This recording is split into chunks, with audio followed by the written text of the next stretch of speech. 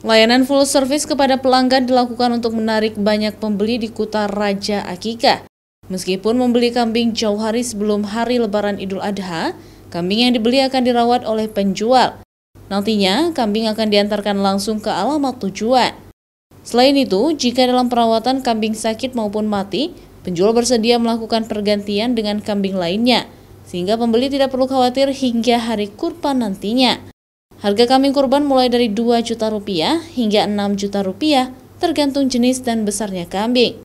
Menggratiskan seluruh biaya kepada pelanggan yang ingin membeli hewan kurban. Yang pertama itu adalah biaya perawatan, kedua biaya pengantaran, dan yang ketiga kita berikan garansi apabila kambing yang dibeli di tempat kita kemudian dia sakit atau terjadi kematian, maka akan diganti dengan ukuran yang sama.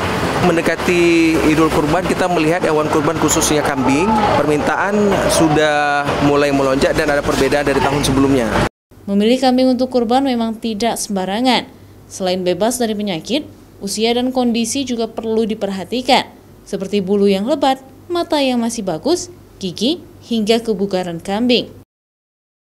Syahril, Kompas TV, Banda Aceh.